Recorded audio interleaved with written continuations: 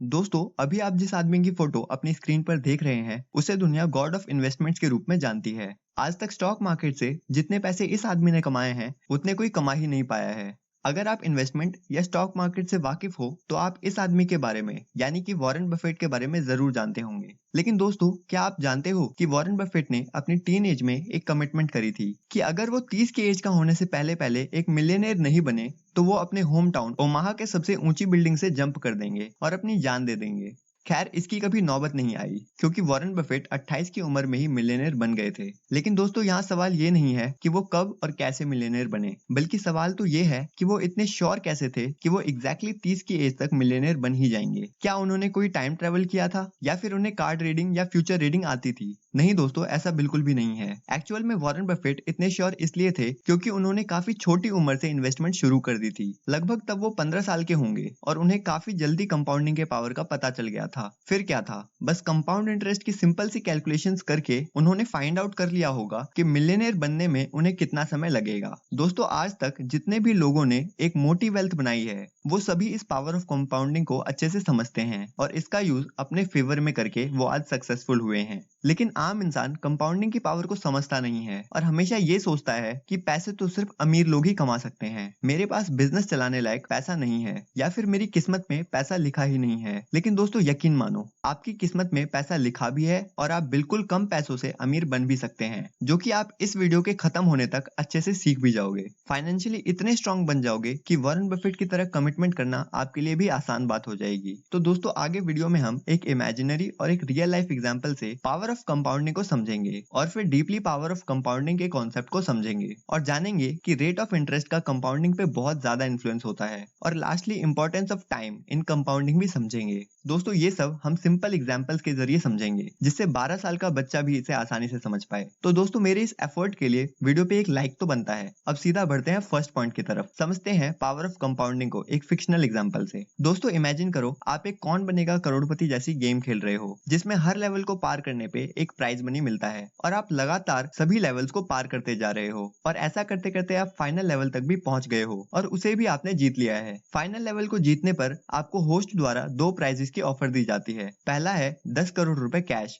जो आपको अभी मिलेगा, और दूसरा है 1 रुपए, जो हर दिन 30 दिनों तक डबल होगा। दोस्तों, ऐसे में आप कौन सा ऑफर एक्सेप्ट करोगे? नो डाउट एक आम आदमी पहला ऑफर यानी 10 करोड़ प्राइज मनी को ही एक्सेप्ट करेगा, क्योंकि ये काफी बड़ा अमाउंट है। लेकिन दोस्तों, अगर आप कंपाउंडिंग की पावर को अच्छे से समझते हो, तो आप कभी भी पहला ऑफर चूज नहीं करोगे, बल्कि सेकंड ऑफर के लिए 30 दिन वेट करना पसंद करोगे, क्योंकि 1 रुपए अगर 30 दिन के लिए डबल होता रहेगा, तो 30th डे तक पहुंचने पर 107 करोड़ की वैल्यू बना देगा, विच इज अ ट्रेमेंडस रिटर्न। दोस्तों, ये एग्जाम्पल आपको सिर्फ कंपाउंडिंग की पावर को समझाने के लिए है, लेकिन रियलिटी में डेली 100% के रेट ऑफ रिटर्न से पैसे का कंपाउंड होना पॉसिबल नहीं है। वैसे आपको अमीर बनने के लिए इतने रेट ऑफ रिटर्न की जरूरत है भी नहीं। ये एग्जाम्पल बस कंपाउंडिंग को सिंप्लीफाई करने के लिए बनाया गया है, लेकिन इस एग्जाम्पल से आप कंपाउंडिंग का एक इंपॉर्टेंट एस्पेक्ट जरूर सीख सकते हो। दोस्तों, इस टेबल को देखो। दोस्तों, इसमें क्लियरली दिख रहा है कि पहले कुछ दिनों में सिर्फ 2, 4, 8 रुपए ही बढ़ा है, लेकिन जैसे हम 20वें दिन तक पहुंचते हैं, ये अमाउंट सीधा बन जाता है 10 लाख रुपए, और सिर्फ 5 दिन ही आगे बढ़ने से यानी 25वें दिन तक ये अमाउंट बन जाता है 3 करोड़ रुपए से भी ज्यादा, और इसके आगे कुछ और दिन बाद ये अमाउंट बन जाता है 100 करोड़ से भी ज्यादा। इनफैक्ट अगर आप 29th और 30th डे को भी कंपेयर करें, तो बस एक दिन में ही पैसे 53 करोड़ से सीधे 107 करोड़ हुए हैं। दोस्तों, इसीलिए कहते हैं कि कंपाउंडिंग में टाइम बहुत बड़ा रोल प्ले करता है, क्योंकि अगर आप 29वें दिन पर ही रुक जाते, तो आपको सीधा सीधा 54 करोड़ रुपए का लॉस होता। इसलिए इससे पहले कि आप वीडियो में आगे बढ़े और कंपाउंडिंग को और गहराइयों से समझे, आपको ये पहले ही समझ लेना होगा कि पेशेंस कंपाउंडिंग में बहुत बड़ा रोल प्ले करती है। इसके बिना कंपाउंडिंग का कोई मतलब नहीं है। दोस्तों, अब वीडियो में आगे बढ़ते हैं और एक रियल लाइफ स्टोरी से मैं आपको समझाने की कोशिश करता हूं कि कंपाउंडिंग असल में कैसे एक मैजिक की तरह काम करती है। दोस्तों, अगर आप स्टॉक मार्केट के बारे में थोड़ी भी जानकारी रखते हो, तो आप ये भी जानते होंगे कि टीवी पे कुछ ऐसे चैनल्स आते हैं जिन पे स्टॉक टिप्स दी जाती है, सो कॉल्ड मार्केट एक्सपर्ट्स के द्वारा। ऐसे ही कुछ चैनल पे कुछ साल पहले, शायद 4 से 5 साल पहले की बात रही होगी, एक कॉलर की कॉल आती है जो अपना नाम बताता है रवि। एक्सपर्ट्स को बताता है कि उसके दादाजी, जो कि अब इस दुनिया में नहीं रहे, उसके नाम एक कंपनी के कुछ शेयर्स करके गए हैं, जो कि उसके ग्रैंडफादर ने 1990 में खरीदे थे। दोस्तों, जिस शेयर की वो कॉलर यानी कि रवि बात कर रहा था और जितनी क्वांटिटी में उसके पास शेयर्स थे,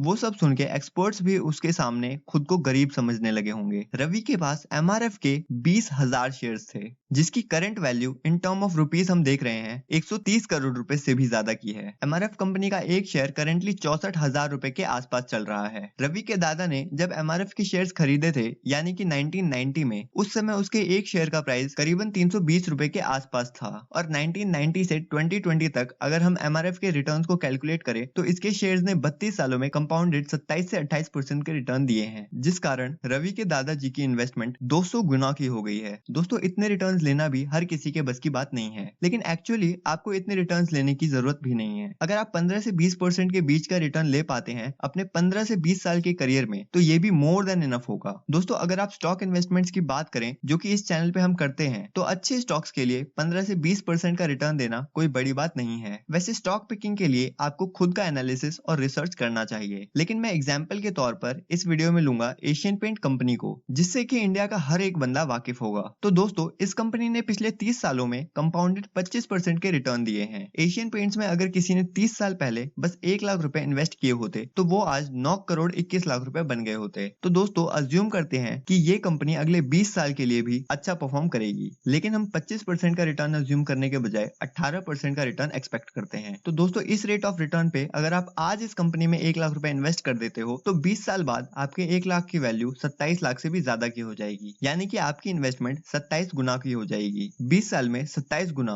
वो भी सिर्फ 18% के हिसाब से। दोस्तों, अगर आप सिस्टमैटिक तरीके से किसी कंपनी में 15 से 20 साल के लिए भी इन्वेस्ट करें, जैसे कि हमने अभी एशियन पेंट्स के एग्जांपल में देखा, तो आप आसानी से फाइनेंशियली फ्री हो सकते हैं। आपने स्कूल में सिंपल इंटरेस्ट और कंपाउंड इंटरेस्ट को पढ़ा तो होगा, लेकिन रियल लाइफ में ये कैसे काम करता है, इससे ज्यादातर आम इंसान अनजान होते हैं। कंपाउंड इंटरेस्ट का फॉर्मूला कुछ इस तरीके का होता है, जो कि हमें स्कूल में पढ़ाया जाता था, और इस फॉर्मूले को देखें तो ये बहुत कॉम्प्लिकेटेड सा लगता है, जबकि सिंपल इंटरेस्ट का फॉर्मूला बिल्कुल सिंपल होता है। इसलिए ज्यादातर लोग इस सिंपल इंटरेस्ट के हिसाब से अपनी जिंदगी के सभी फाइनेंशियल डिसीजंस लेते हैं और कंपाउंड इंटरेस्ट का फायदा कभी ले ही नहीं पाते। लेकिन आज मैं एकदम सिंप्लीफाइड तरीके से कंपाउंड इंटरेस्ट को आपको समझाऊंगा। दोस्तों, इमेजिन करो कि एक तरफ आप हो और एक तरफ आपका दोस्त है विजय। आप दोनों अपने 1 लाख रुपए को इन्वेस्ट करते हो 16% के इंटरेस्ट रेट पे। जब 1 साल बाद आप दोनों के 1 लाख रुपए 16% रिटर्न के हिसाब से 16,000 रुपए अर्न करते हैं, तो आपका दोस्त उन 16,000 रुपए को विड्रॉ कर लेता है और दोस्तों के साथ पार्टी शार्टी करता है और उन्हें उड़ा देता है। लेकिन आप अपने पैसों को विड्रॉ नहीं करते और उन्हें कंपाउंड होने देते हो। अगले साल आपको 18,560 रुपए का प्रॉफिट होता है, क्योंकि आपको 1 लाख प्लस 16,000 पे 16% का रिटर्न मिलता है, जबकि आपके दोस्त विजय को अगले साल भी सिर्फ 16,000 का ही इंटरेस्ट मिलता है, जिसे वो फिर मौज मस्ती में उड़ा देता है और आप पर भी हंसता है कि क्या फायदा हुआ तुझे पैसे विड्रॉ ना करने का, 250 रुपए का तू क्या ही कर लेगा। लेकिन आप उसकी बातों को दिल पे नहीं लेते और पैसों को कंपाउंड होने देते हो। फास्ट फॉरवर्ड 10 साल बाद चलते हैं, आपका दोस्त वैसा ही है, अपनी गलतियों से कुछ नहीं सीखता है, हर साल अपने प्रॉफिट को विड्रॉ कर लेता है, जबकि आपने पूरी कंसिस्टेंसी के साथ 10 सालों तक अपने पैसों को बढ़ने दिया। तो 10th ईयर में आपकी इंटरेस्ट अर्निंग होगी 60,847 रुपए, जबकि आपके दोस्त विजय को वही बस 16,000 रुपए ही मिलेंगे। अब आपका दोस्त विजय आपके रिटर्न देख के बहुत दुखी होता है और अंदर ही अंदर खुद को कोसता है। दोस्तों, इसलिए आइंस्टाइन ने भी कहा था कि कंपाउंडिंग दुनिया का 8th वंडर है, और जो इसे समझता है वो इसे अपने फायदे के लिए इस्तेमाल करता है, और जो नहीं समझता वो विजय की तरह जिंदगी भर पछताता है और इसके प्राइस को पे करता है। दोस्तों, आई होप अभी तक आप कंपाउंडिंग कैसे वर्क करती है इसे समझ गए होंगे, लेकिन कंपाउंडिंग को 2 फैक्टर्स बहुत ही ज्यादा अफेक्ट करती हैं, जो है रेट ऑफ कंपाउंडिंग, यानी कि कितने रेट पे आपका पैसा ग्रो होगा,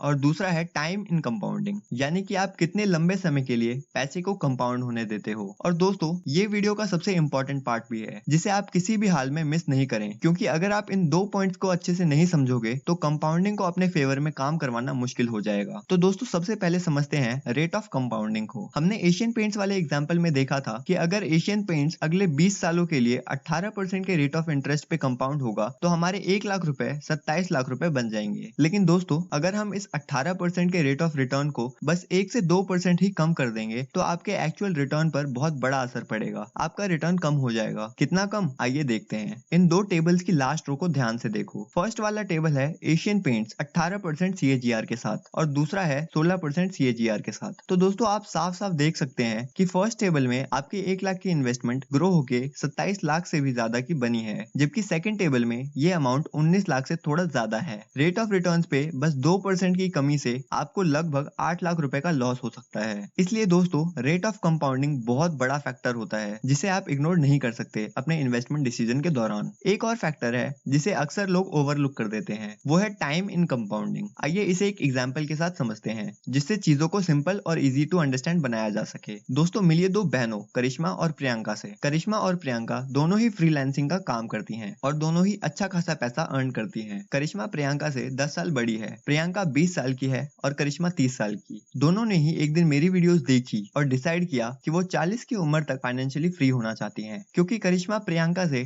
10 साल बड़ी है और वो 10 साल पहले से काम कर रही है और उसने इन 10 सालों में 48 लाख रुपए सेव कर लिए हैं। और वो डिसाइड करती है कि वो सिर्फ इन 48 लाख रुपए को किसी ऐसे इक्विटी फंड में इन्वेस्ट करेगी जो एटलीस्ट 15% का रिटर्न दे सके। दूसरी तरफ प्रियंका ने अभी अभी फ्रीलांसिंग शुरू करी है, उसके पास कोई सेविंग भी नहीं है, लेकिन वो डिसाइड करती है कि वो हर महीने 20,000 सेव करके उनकी सिप शुरू करेगी और तब तक अपनी सिप को कंटिन्यू करेगी जब तक कि वो भी 40 साल की नहीं हो जाती, यानी कि अगले 20 सालों तक। प्रियंका बहुत बुरा फील कर रही थी कि उसके पास अपनी बहन की तरह 48 लाख रुपए नहीं है इन्वेस्ट करने को और सोचती है कि उसकी बड़ी बहन उससे बहुत ज्यादा अमीर बन जाएगी। लेकिन दोस्तों, जब करिश्मा 40 की हो जाती है और अपनी इन्वेस्टमेंट को देखती है तो उसकी इन्वेस्टमेंट 1 करोड़ 94 लाख तक हो जाती है। दूसरी तरफ प्रियंका की इन्वेस्टमेंट 40 के होने तक ग्रो होकर 2 करोड़ 66 लाख की हो जाती है, जो कि करिश्मा की इन्वेस्टमेंट वैल्यू से 72 लाख रुपीस ज्यादा है। दोस्तों, आप देख सकते हैं कि लंबे समय के लिए छोटा छोटा अमाउंट भी बड़ा रिजल्ट दे सकता है, जबकि बड़ा अमाउंट छोटे समय के लिए आपको कम रिटर्न्स देता है। तो दोस्तों, ये थी power of compounding. I hope मैं कंपाउंडिंग के कॉन्सेप्ट को सिंप्लीफाइड तरीके से आपके सामने डिलीवर कर पाया हूँ और आपको वैल्यू प्रोवाइड कर पाया हूँ। दोस्तों, मेरी हर वीडियो में यही कोशिश रहती है कि मैं फाइनेंस, स्टॉक मार्केट और इन्वेस्टमेंट जैसी चीजों के कॉन्सेप्ट्स को